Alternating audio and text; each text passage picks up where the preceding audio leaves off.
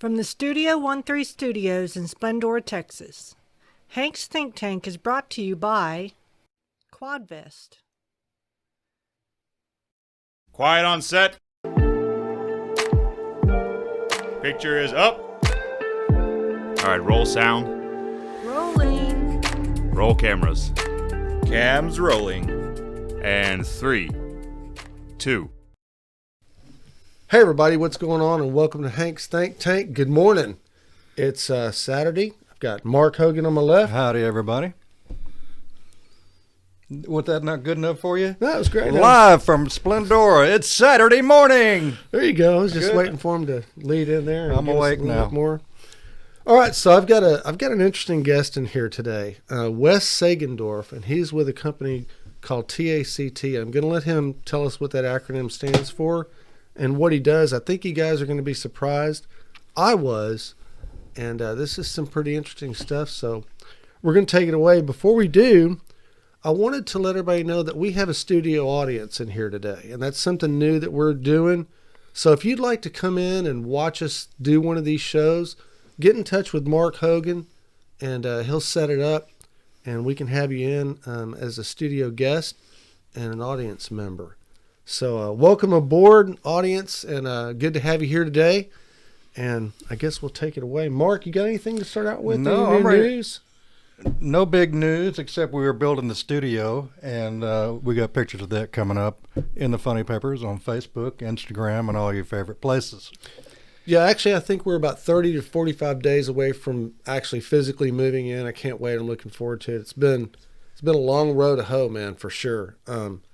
And it's going to be awesome. It's going to be great. We're going to be able to do a lot more stuff, have a bigger audience team there. So, I mean, I'm looking forward to it. It's going to be good. It's going to be epic, man. It's already shaping up. All right. So our guest for today, Wes Sagendorph. And it's good to have you in this morning. How you doing, man? Oh, I'm doing pretty good, Hank. Thanks for having me out here.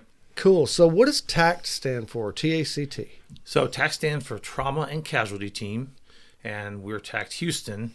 Me and a friend of mine decided that's the word or the acronym we wanted to use because in this line of work, a lot of people are bio. So it's biohazard, biotech, bio1, different things like that. Right. And we said, I need something that's going to stand out, something's going to be different. How did the whole idea pop into your head? Did you just kind of fall into it, or did you see a need, or how'd that work? No, actually, I have a friend of mine that I was stationed with in Iraq back in 2009, 2010. He retired a couple years before I did. And him and I were conversating on Facebook, and I was telling him that I wanted to start my own business. I just wasn't sure which area to go into. And he's like, man, he said, with everything you and I saw and everything that we did, he said, I've got the perfect business for you. He said, I started a crime scene cleanup company down here in Miami. And I thought about it, I'm like, crime scene cleanup, and so I started talking to my wife about it. She's like, you really want to do that? So Yeah. Yeah, it's an unusual sport. It really is. It definitely is. A lot of people probably wouldn't have the stomach for it or be able to do it. I imagine most people haven't even thought about that need, but that is a definite need that's out there.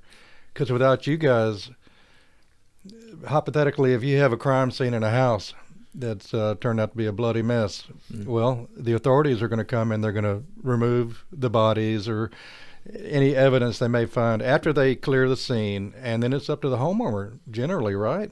Yes, sir. And that's who you're there for, is the people that are left behind to deal with it. Yes, sir. Actually, that's exactly it. And a lot of people don't realize, that a company like us exists, one, and then there's been misconceptions where I've had law enforcement friends of mine who've said that people ask, well, are you guys going to clean this up? And, the law enforcement officers say, no, that's not us. No. Yeah, we just come here and help you. But, beyond that, that's not our specialty. Wow. And so you also do cleanups for hoarding people, right? Yes, sir. We do pretty much anything. Kind of the way I tell people is if it's gross and you don't know who to call to clean up, it's probably us. Well, I never thought about that, but yeah, if some boxes have been stacked up for years and kind of have all kind of critters running around in there, huh? Yeah, more than boxes. We've been to some really bad ones, and I actually probably get more calls for hoarding cleanup even than I do crime scene cleanups. Wow. Yeah, and hoarding, I mean, those people they don't even throw out their garbage. They keep everything, right? A lot of them do. It just really depends because, like I tell people all the time, a lot of people watch that show on TV, Hoarders. But, I tell everybody, if you've met one hoarder, you've met one hoarder. Every one of them's different. Yeah, I bet. It really depends on, what's triggered. Yeah. Their behavior and how they deal with it. What they're hoarding. Yeah. Yes. In a way, my parents were kind of hoarders. They were in Holland during the German occupation in World War II. And so they didn't have food. They didn't have nothing. They were just basically hiding out. I don't know how long this lasted, but I'm thinking months, maybe even a year or something. But I think it affected them because, like, Mom would keep a whole jar of buttons, and Dad had a whole box of rubber bands, and they were so old, if you tried to pull on it, they just snap. Yes. Like, why keep this shit? Just throw it away. Yeah. And they didn't want to throw away nothing. They wouldn't waste anything. Huh? Yeah. So I mean, and that came from that whole time during World War II. And just like food with them, I mean, you had to eat everything. If you didn't, they would freak out. I was like, how could you waste that? What's wrong with you? Yes. Food hoarding is a big one. Yeah. And what a lot of people don't realize about hoarders is it's actually a mental diagnosis in the DSM-5, and there's actually counselors that specifically deal with just hoarding. As a matter of fact, I'm part of a group called the Houston Hoarders Network, and we've got a couple of counselors that come in either before or during the time that we're cleaning up. Right, because from what I understand, these people are very emotionally attached to all their things they've been keeping all those years. Yes, and that's what I tell. Typically, it's not the hoarder that calls us for help; it's the families. Yeah. And so, what I tell the families is, hey, I just want to be upfront with you. This is probably going to take longer than what you think it is, and I'm going to need some assistance from either the family or if you guys have a counselor in mind that you want to bring on site when we start the cleanup. If not, I can recommend a couple people that we work with the Houston Hoarders Network that are counselors. But for us to go in there with just your family member, we're not going to get anything done because I'm not going to force them and cause more trauma to get rid of things. Right. Typically it's, okay, what is off limits for you? Because there's always something that means more than anything else. Like it could be a doll collection. It could be, we've had people that said, don't throw away my newspapers. Wow, really? I've asked, I said, so what's in the newspapers is there stories in there, things that were important to you? No, I just like to collect newspapers. So what happens to a residence when a hoarder has just started piling stuff up? I mean, what goes on with the walls and the floors and everything else? Unfortunately, hoarding does tend to damage structural parts of a home. And a lot of times people will ask me when we get there and I look at the hoarding, and I kind of give them an idea what it's going to cost them to have it cleaned up. And I tell people it's not cheap because this is not a job that I can't just go and hire somebody and pay them minimum wage because they're not going to want to do this. So it's an expensive, job, unfortunately. But I tell them, I said, there's probably damage to the home, but I can't tell and I won't be able to let you know until we get through everything that's piled up all over the floor and up the walls and, all that. Once we get all of that out of the way, then I can let you know, hey, you've got sheetrock damage or you have floor damage or you've got insulation damage, there's been electrical damage, normally if you have rats and things like that. Have you seen any that were piled up 3, 4, 5 feet high? Oh, absolutely. Really? There was one house, and a lot of people think of it also related as gross, like the hoarding is gross. I would say 9 times out of 10 they're right. But we had one in Houston where when I walked in, the lady lived by herself. She had one dog, and it was like 3 bedrooms and 2.5 bathrooms, big living room, and a garage, 2-car garage. The garage was full from the floor to the ceiling, front to back, just packed. Wow. The house, there was a walkway, a path, just wide enough for you to walk through. And then she had like half of her bed that didn't have stuff on it where she would sleep and lay down. But all of the stuff that she had wasn't like trash.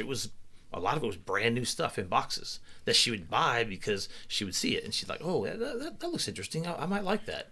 And so she'd buy it and stack it up, and then she just had stuff. And never opened it. And never opened it. So the thrill was in acquiring the object, and then she had to put it somewhere. Yes, exactly.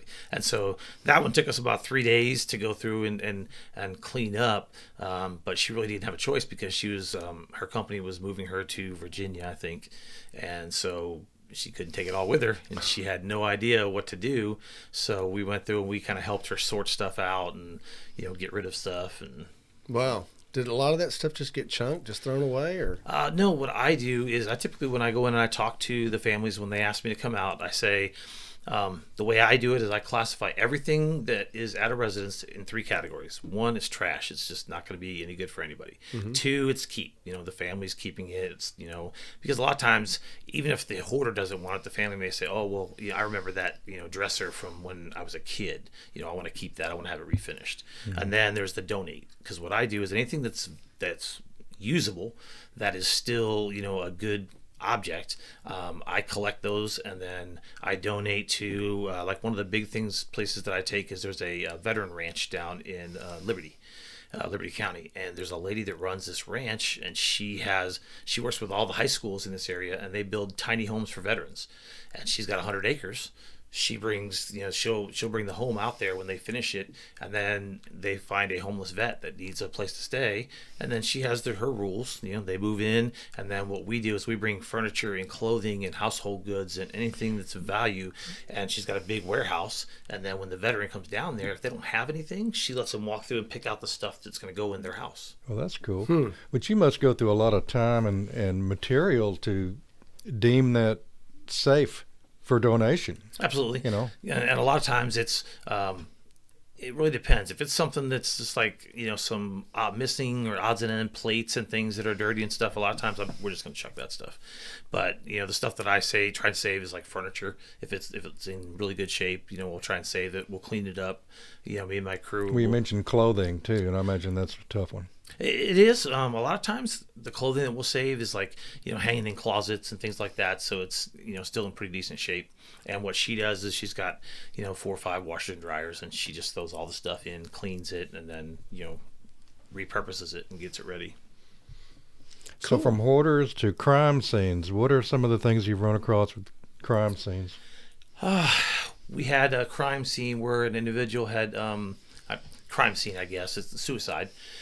He had killed himself in a bathroom, but the thing that made it a little bit more difficult was the fact that he was HIV positive. Oof. And so and I'm glad that's one of those things that we typically ask people, and sometimes they won't know. Yeah. But the family in this case actually knew that he was HIV positive, and so that added a little bit of a slowdown to our process, because I had to really make sure that when my team went in that everything they had was sealed. There was nothing that any kind of bodily fluids could get on, because I didn't want to take the risk of that getting on there. Even if they had like a small cut, I wanted to make sure that everything was covered. So do y'all wear like level 3 suits and all that kind of stuff, or? Yes, sir, we do. When my guys go in, they've got a full one-piece white zip-up suit that's a biohazard suit. We've got full masks and ventilators with respirators on them. We've got a hood that goes over top of the respirators to cover the top of our heads. We've got 2 layers of gloves that are taped to the suit when we get done. And we've got rubber boots that the suit tapes to. So we're covered from head to toe just to make sure that, any of us that go in there are safe and there's not going to be anything that's going to affect us. Wow, that's crazy. And so I guess a lot of these crime scenes are something that is known about right off the bat, right? I mean, so it's not like bodies were in there for an extended period of time.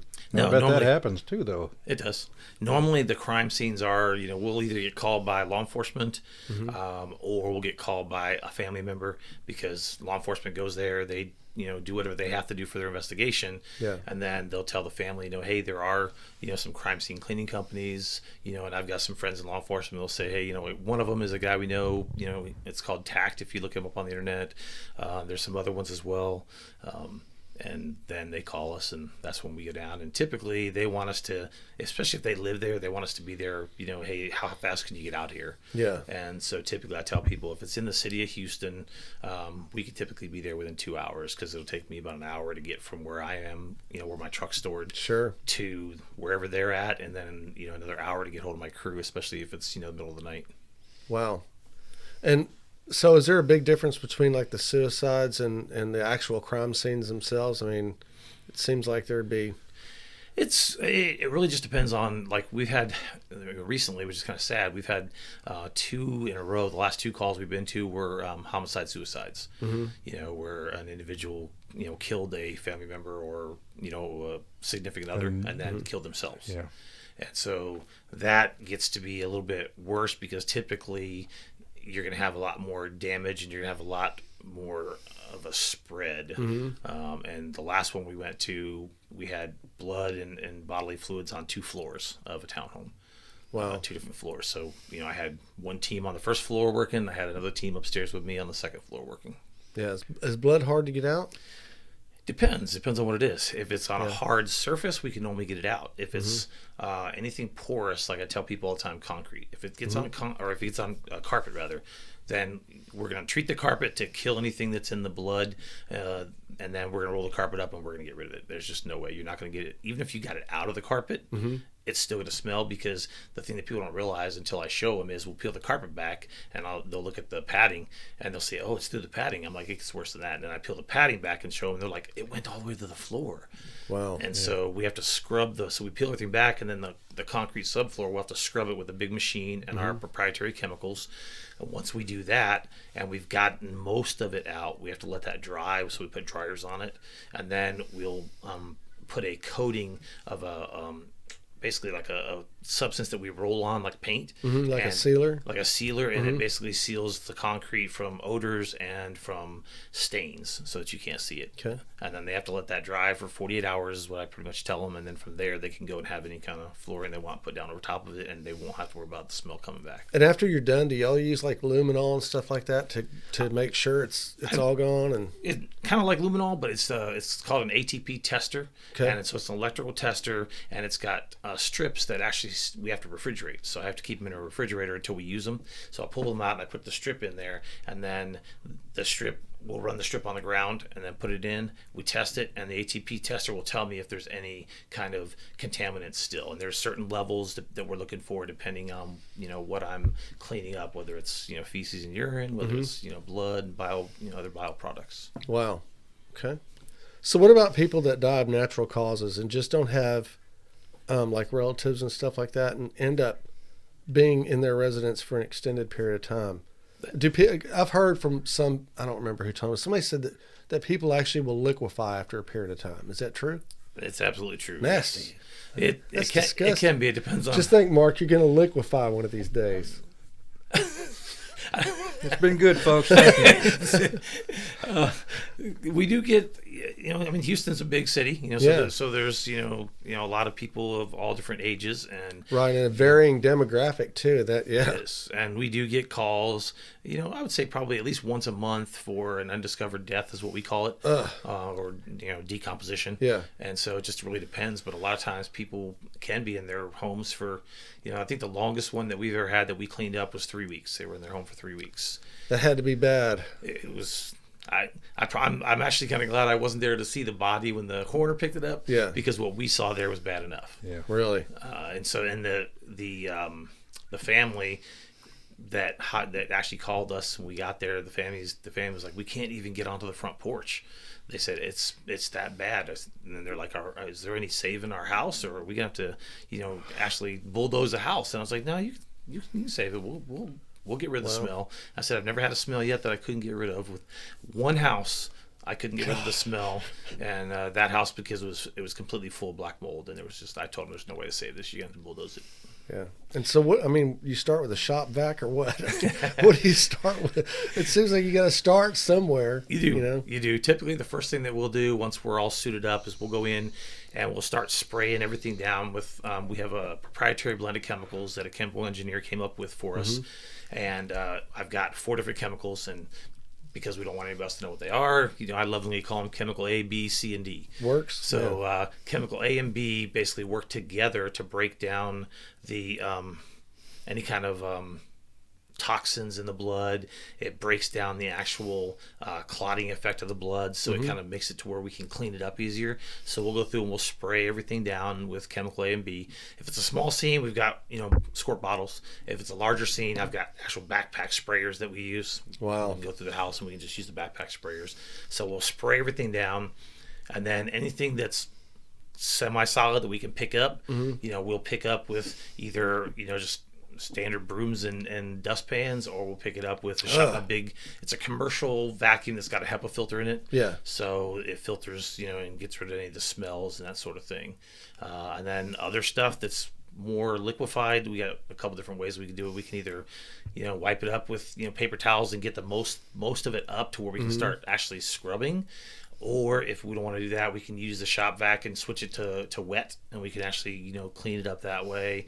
And then the last thing that I'll do sometimes is I've got like a powdered substance. It's an absorbent. And so we'll put that out over anything that's liquid, and we'll let it absorb it. And then we just kind of sweep it up, and then we can, And then you've got to disinfect all your equipment too. Yeah. Yes. And that's the other thing that, that I tell people all the time. I said, when we leave and your house or your family's house is clean, everything looks good, everything smells good, you don't want anything happen, I said, my work's not over. Now my team and I have got to go back to the shop, and we basically have to pull everything off of that truck, because I can't just clean the stuff that we brought into the house, because when we put that stuff back in the truck, then it starts to smell and makes everything else. So we basically have to go in and whichever truck we used for that day, we got to strip it completely all the way down, and then we have to spray it with our chemicals, clean it. Don't knock that shop vac over. Yeah, you don't want to smell the shop vac. Yeah, that's for sure. When we clean the shop vac, we put the masks back on and strap back up, because. And so all the things that you carry out, how do you dispose of that? I mean, you can't just throw it in the local dumpster. No, there's some things that we can. If we've sprayed our chemicals with it, chemical A and B, and it's broken down to the point where we just had to use paper towels and things, we can dispose of that in a local dump, because it's basically no longer a hazard or a threat to anybody once we've chemical. But if it's really bad, like it's like a blood-soaked mattress or something like that, I've got a place that I take it to down near the Houston VA, and they have an incinerator. So they typically normally do a lot of medical waste, but I contracted with them so that when I have different types of biohazard that I just can't put in the landfill, that I'll take it to them, and then they just send me a bill and we just incinerate it. Wow. So crime scenes happen everywhere. Everywhere. And I'm sure the households are your probably 9 out of 10 example. But what about like outside, or maybe in a vehicle, or different locations? We've had a couple of vehicles that we've been asked to clean up. The problem with vehicles sometimes is, and I tell people all the time, you have to look at how much is this vehicle worth, and how much is it worth to you? Because maybe that vehicle may not be worth anything or as much as to me as it is you, because that was your, wife or your husband's vehicle, or that was a family vehicle that you've grown up with your whole life. So I tell them all the time, I said, this is going to be an expensive process, because typically what we're going to do is we're going to strip the entire inside of the car out. We're going to clean, we got to strip it all the way down to basically the metal inside. And then we're going to clean it all. We're going to clean, the inside of the underside of the dash and the vents and all the plastic that we can do, and the vinyl, we can clean all of that and we can replace it. But then I tell them, I said, now you're going to have to order new carpet. Yeah. Any fabric surfaces. Any new seats, new headliner, and we'll put it back in, but you're going to have to order that stuff, because there's just no way to save it. And so a lot of times when we tell people that, they're like, okay, well, what do we have to do to get rid of it? I said, okay, well, to get rid of it, I've got to come in, I've got to spray it down with our chemicals, and then let it sit. And then I got to spray it down again, and then I have to run a clean air machine inside of it for a couple of hours, and then it's safe to just go to the junkyard. And, they're just going to crush it. So the clean air thing, is that like an ionizer or deionizer or whatever they call it? It's like that. We call it ozone machine. Yeah. Okay. And so it's got a steel HEPA filter that we basically clean out every time we use it. But typically, depending on how large the space is, if I've got a standard like a 3-bedroom 2-bath house and somebody has died in there, I could typically run the machine for 12 hours overnight and then come back, and then the smell's pretty much gone. The air is pretty fresh and clean. The only thing you'll smell is a little bit of like a metallic smell because of the metal filters. But as far as the other stuff, and we've gotten out, feces and urine smells in houses. We've gotten out nicotine smells from houses. We've gotten, of course, blood and decomposition, smells out. Some houses, if I've been in there for multiple days, I'll run the ozone machine every night to kind of make it a little bit easier and make Yeah, sure easier to work in there. Yeah. make it easier to work in there. And I have an air scrubbing machine that we use while we work, but the ozone machines, no one can be in the house. It can't be any people or pets because it removes the oxygen, and so kind of hard to live without oxygen. So, Yeah.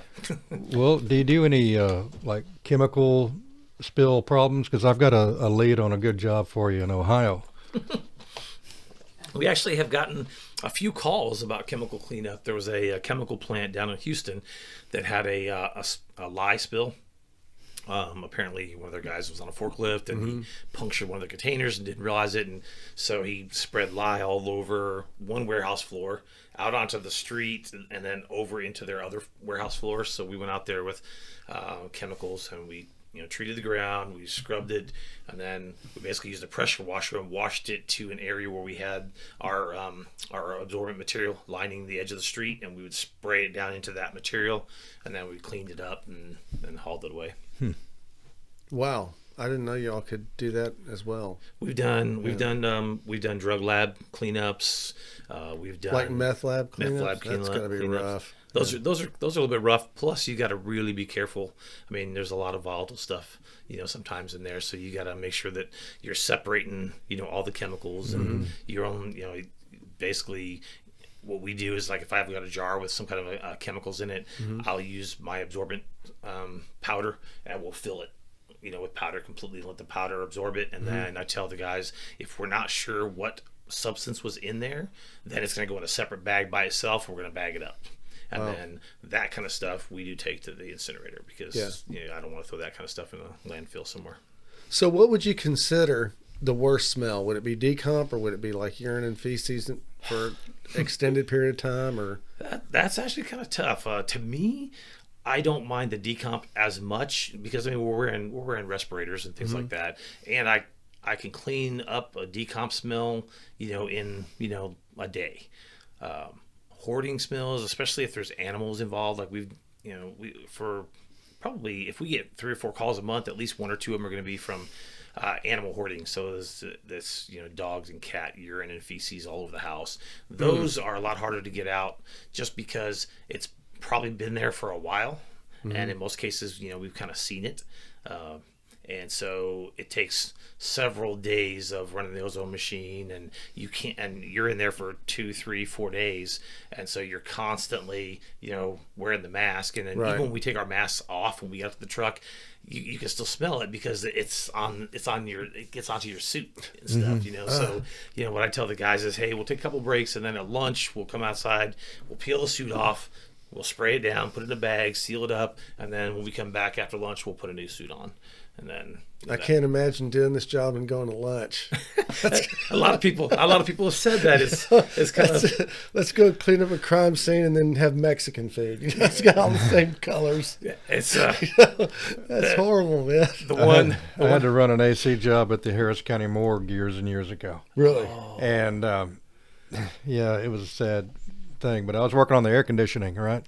Well, I met this guy that was kind of looking and seeing, he was running the place, and he was wondering what I was doing there. I said, I'm going to work on your RTU as soon as I catch an elevator here.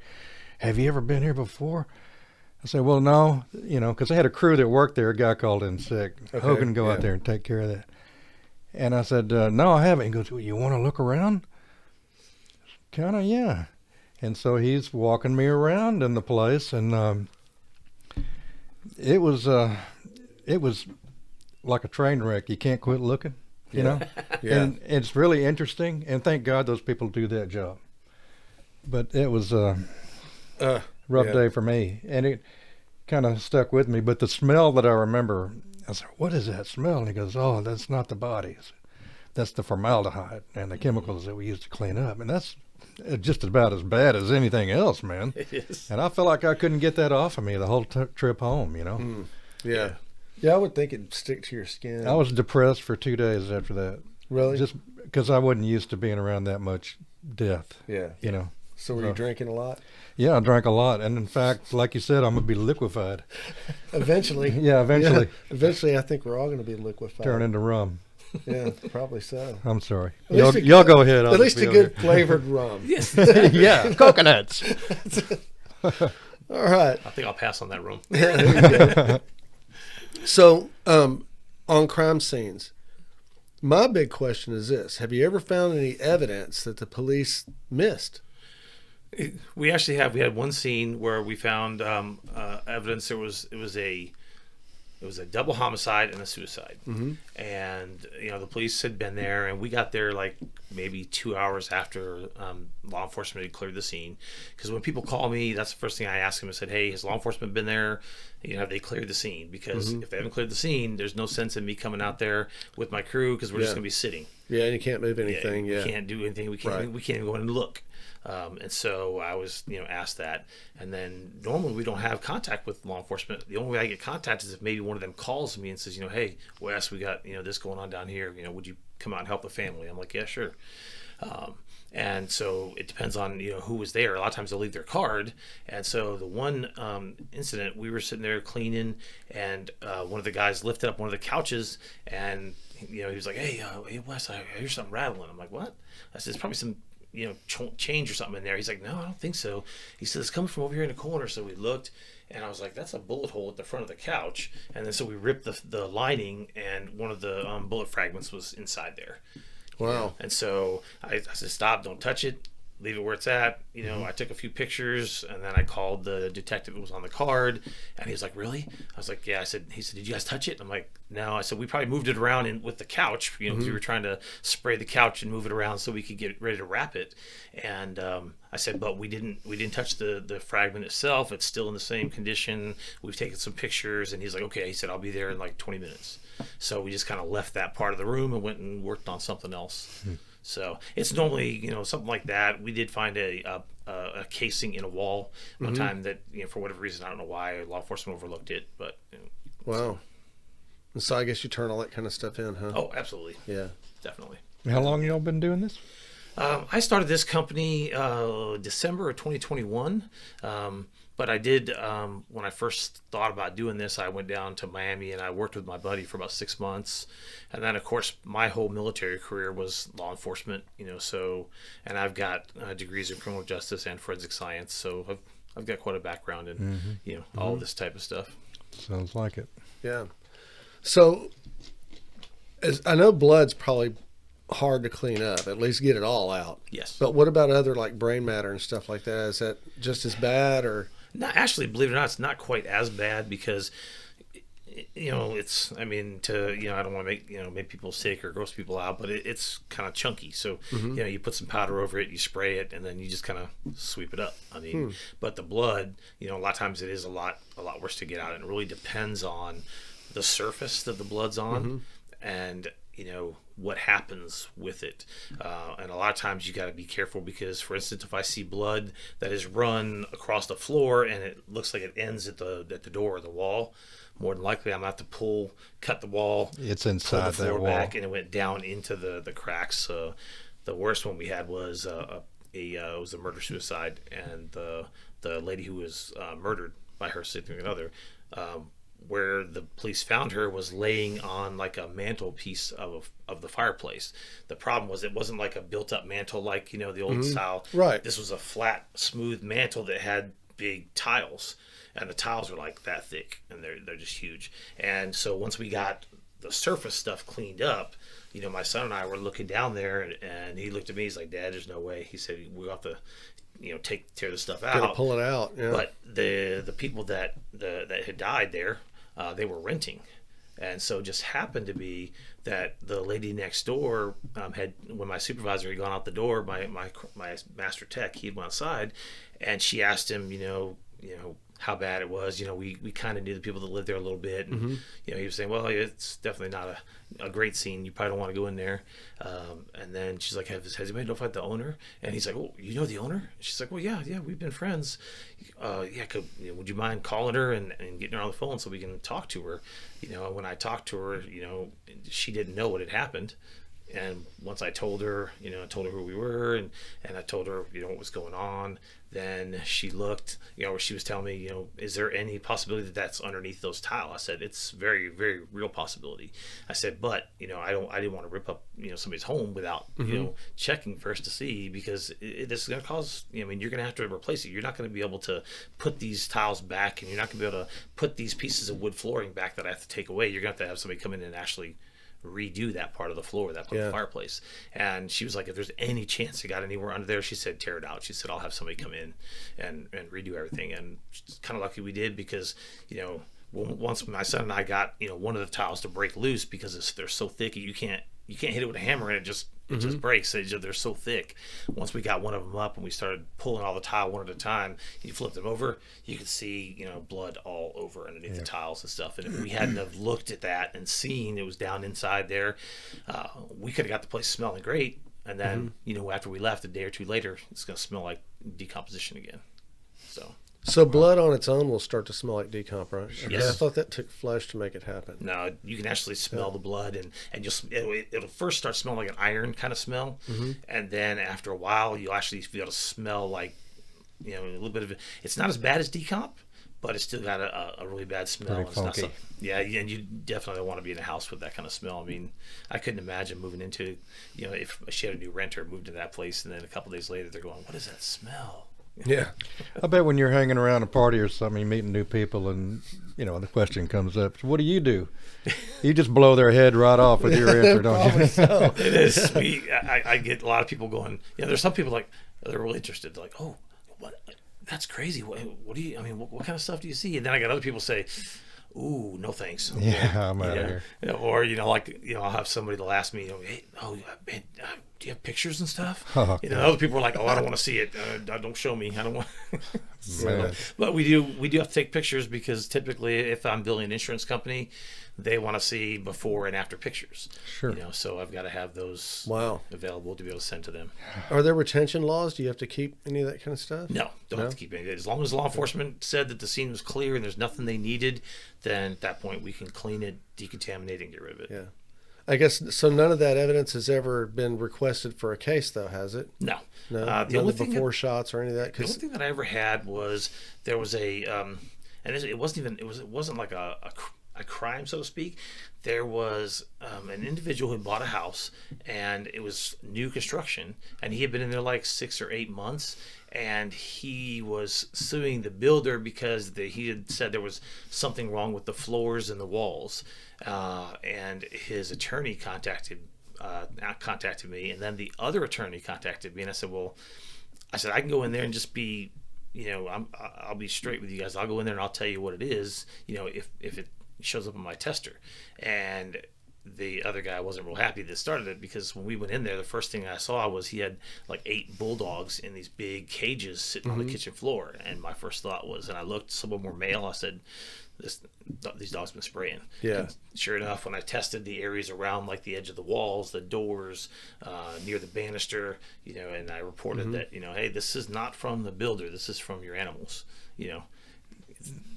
That's some pretty good equipment to be able to identify that. The ATP tester, basically what it tells me is that there's some kind of a biohazard there. It doesn't necessarily tell me what it is, so I still got to figure out, what it is. But with our it didn't come from the sheetrock or the linoleum. Definitely not, so. So have there been any jobs that you just said, no, I'm not doing this one. I just can't do it for one reason or another? Actually, I have not turned down a job yet in 14, 15 months of doing it. So wow.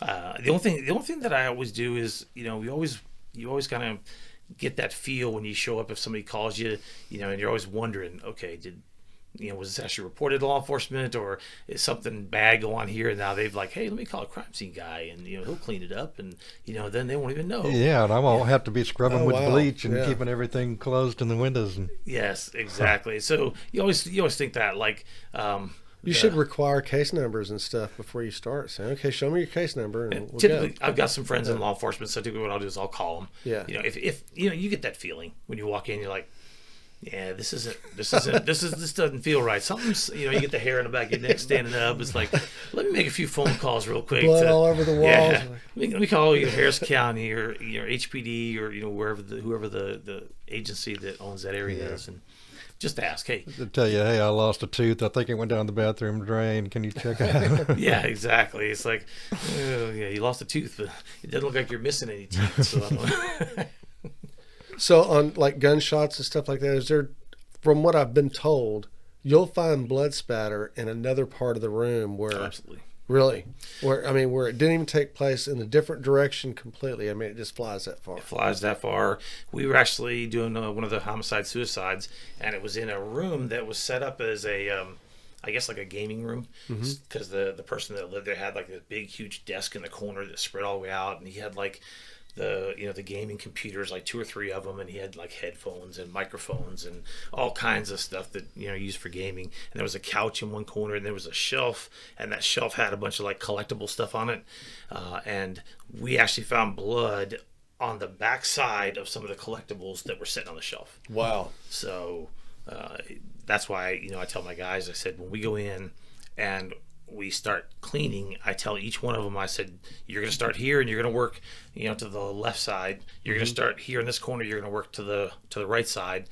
And then once you guys come together and you've cleaned that area, then you're each going to overlap each other and continue to go back. And I tell them, start from the ceiling, work your way to the floor. And you have to do that. Big because job. I mean, like there was a case that I'd heard about. A buddy of mine told me when he was in Miami, a different crime scene cleaning company had gone in, and it was a suicide, and so they cleaned up and everything, and there was a little bit of a smell that they couldn't figure out what it was after about 4 or 5 days, and so they called the company that did it, and they're like, oh no, there's nothing here, there's no way, it's just, we did a really good job. So then they happened to call my buddy out, and he came out and he's like, yeah, that's decomposition. There's something else here. And so he's like, I would recommend you guys all leave the room. Let me, start poking around here and look. And sitting up on the mantle of the fireplace behind a picture frame, there was a little small chunk of gray matter sitting there. And they had missed it because they didn't do that, systematic way of covering the room. My wife says that because I'm military, I'm kind of, anal retentive about that kind of stuff, that everything's very organized. And so, you got to be in that business, I would think. You do. And I teach my techs, all of them. I said, look, when you're doing this is not fun and games. It's not like another job where maybe you don't have to pay as much attention. You can just kind of hang out and have a good time. I want you guys to, you guys have got to laugh with each other and joke around, because if you don't in this line of work, it could really take a toll on you. Sure. But I tell all my techs, I'm like, but you got to pay attention. You got to go, square by square, grid by grid, covering the entire room. I mean, we found blood and stuff on the top of fan blades, in a room. So, I mean, we found blood, 10 feet away, splattered on a wall where, it was just little tiny bits. So if you didn't look close. Almost like a mist, yeah. So if you didn't look closely, I mean, you would have missed it. Wow. And so when you're done, you can leave a place like it never happened. Absolutely. And the great thing about our chemicals is if somebody uses bleach to clean up, and you go in behind there and you use luminol, we've all seen the TV shows, it's going to glow. Yeah. Because bleach does not, everybody thinks, oh, I'm going to bleach it, it'll be good. But when I get done using my chemicals, you can go in there with luminol and you can spray it all day. They won't light up. You won't know that anything was ever there. So bleach doesn't neutralize it and get rid of it completely? I thought it did. It does not neutralize completely. So note to self. Yeah, exactly. If ever you need, bleach doesn't work. Okay. I mean, it'll do what you can see, but it doesn't do what you can't see. And then it doesn't get out of the concrete, and that sort of thing. So if you hit it with ultraviolet, it's going to show up. I think law enforcement has put that myth out to Hollywood to catch people thinking bleach will do it. Yeah. I don't know. Yeah, the theory. Got to move up to acid, I guess. Yeah. Yeah. Well, and there's a lot of people that just don't know. I mean, and then some people that do know, but they choose to do it a different way. Like, we've run into several kind of lower income apartment complexes that we've, somebody's called us out there to look. And so we go out there and we look, and, I'll tell the apartment complex, look, I know that you guys aren't going to use your insurance because, they have, $100,000 deductibles. So Yeah, I said, I would I'm imagine not so. gonna bill you like I would a normal insurance company because you're, a multifamily, and you guys are gonna be paying, basically you're gonna be giving me a check or a credit card. I said, I'm gonna, cut your bill probably in half, maybe even in thirds, depending on how bad the situation looks. This way, one, it helps you. Two, hopefully it'll help me so that if you or any of the other apartments that you're, familiar with have an incident, you're gonna call me instead of somebody else. And so we went to a couple of them, and I would give them, my price, and they're like, "Wow, that's really expensive." And I'm like, "Actually, not really, because if you were called any other company, they're probably going to tell you 4 or 5 times, what I'm charging you." And they're like, "Oh, well, we need to, talk to, the other owner or whatever." And we've talked to some maintenance people where some management, basically make the maintenance people try and clean it up. And what I tell all the managers of the apartment complexes and the property managers is, technically, I said, if you do that, I said, you're violating OSHA regulations. They're opening themselves up for a lot of liability. A lot of liability. I mean, if the person gets injured or something happens to them, the family can, bring a lawsuit. But more than anything else, if OSHA finds out about it and OSHA comes out and looks, the fine, if you didn't know about it, say you were like, "Oh, I didn't know," and they just clean, we just had them clean up. That's a minimum $15,000 fine. If you know about it and you just didn't want to pay the bill and you make somebody else do it that doesn't have proper training, certifications, and equipment, that can be up to a $150,000 fine at one time. Wow. So what kind of certifications do you have to have? For the state of Texas, believe it or not, you actually don't have to have any certifications to do this job. A lot of people don't. Wow. I went through OSHA and the EPA, and I took federal training. I went to St. Louis, and I spent 2 weeks up there, and I trained, learning all of the regulations that they have concerning any type of, bodily fluids, biohazards, clean up, any of that sort of stuff. And then my site supervisors, I have 2 site supervisors, so I have 2 different teams right now. My site supervisors, I sent them to the same school, sent them for 2 weeks, got them fully certified, and then all the rest of our techs, me and the site leads will train them and make sure that that they're squared away, they're ready to go, and every one of my techs gets a certificate showing that they're trained, they're certified on biohazard remediation, per OSHA and EPA regulations. How many techs do you have working for you right now? All my 2 supervisors are the only 2 full-time employees I have, and then all my techs are all part-time. They do this kind of as a side, because they like it, the fact that they get paid pretty good. I mean, I pay pretty good money when they're doing this job. Total altogether, we've got 12 different people that we'll use. So what I do is I've got a text message group, and it's the easiest thing for me. If I just need one, lead, if I know both of my supervisors are available, I'll just tell them, hey, I'll rotate. You get one and you get the next one. But then I put the message out and say, hey, I need 2 technicians. Got to be at this residence, in 1 hour. First 3 to text in or first 2 to text in, you got the job. And so they'll text in. I'll say, okay, yep, you and you good. So Good way to do it. All right. So I got one more question before we close it out. And this is going to be an off-the-wall question, but I got to ask it because if I don't, I'm going to have people who are going to come back and go, why didn't you ask him this? So being that you deal with areas where people have died, any paranormal activity that you've ever experienced yourself, if you believe in that kind of thing? I don't know exactly what I believe in that arena. A lot of people have asked me, and I said, I'm a skeptic myself. yeah. So, I said, I'm one of those people that, I'd have to see it and experience it to really believe it and 100% be on. But I've never experienced anything. There've been some places where we've gone in and there've been like a homicide or something, and my guys tell me, this feels kind of creepy. So it feels like there's something here, and I'm like, well, yeah, it's creepy. It's a homicide scene. Somebody died, and they're like, oh, and I got one guy in particular. He'll tell me, he said, Mr. West, he said, I think the spirits are still here. I said, well, the spirits need to stay out of our way so we can clean up. Yeah, we're busy. Either pick up our mop or boo your ass on out of here. Yeah, we're ready to go. So that's my thought is, hey, if I see it, great, but I haven't to this point. Okay. So what areas do you service? Just Houston surrounding areas, Montgomery County? We pretty much have Galveston gone. We've pretty much gone pretty far. We go north. We've gone north as far as Madisonville. Okay. We've gone west as far as Prairie View. We've gone east as far as Jasper, and we've gone south all the way down to Galveston. Okay. Do you have a website? Yes, we do. Our website is TACTHouston.com. Okay.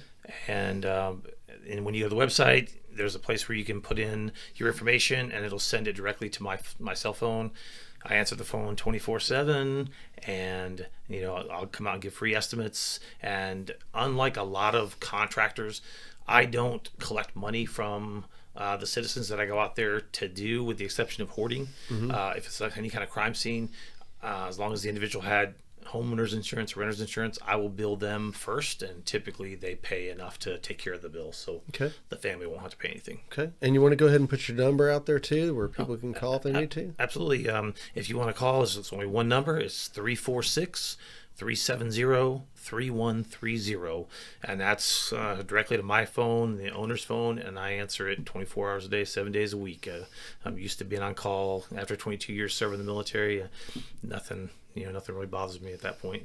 Okay. Well, I want to thank you for your military service too. That's an important thing. I appreciate that. And the reason why the United States is what it is because of our military guys. Absolutely. But I enjoyed it. I mean, a lot of people will say, how did you really stick to that for 22 years? And I enjoyed it. I liked it. That's why I stayed. Yeah, I've heard it's a good life. It's a good life. I mean, you're not going to get rich by any stretch of the imagination, but I mean, they take care of you. And, Yeah. my It's rewarding. And my dad was in 22 years, so it kind of became that that family thing. But like my kids, if they want to join, great. If they don't, I'm okay with that too. But two of my kids actually work with me in this business, so they're actually still in high school, but they work for me. Wow. And so they hadn't been exposed to any of this before. I guess you had to bring them in slow, huh? Yeah, I mean, and I told them, I said, you don't have to do this. And both, and it's twins, so I have boy-girl twins. They're 16, and they both said, they were like, well, Dad, paying what you're paying? They're like, it don't matter what we see. We're good. We're going to clean up. There you go. Me and Mark may have to join you too. So, Mark, you got anything to close out? No, great show. Thank you, Wes, for being here and doing the things that most people wouldn't want to do. Yeah. Well, I just want to appreciate, you calling me, Hank, and Mark, appreciate you coming in and talking with me as well. It's been really good. It's been really educational seeing the studio and all the awesome things you guys are doing out here. Thank you very Fantastic. much. Welcome back anytime. There you go. Well, there you have it, guys. I told you it was going to be interesting, and it turned out to be just that. So I learned a lot, and I didn't know there were guys that did this kind of thing for us, but it's good that there are. And anyway, we'll see you in the next one. For Mark Hogan, I'm Hank Vatt. This is Studio 1-3 in Hank's Think Tank, and we'll see you at the next one. We're out.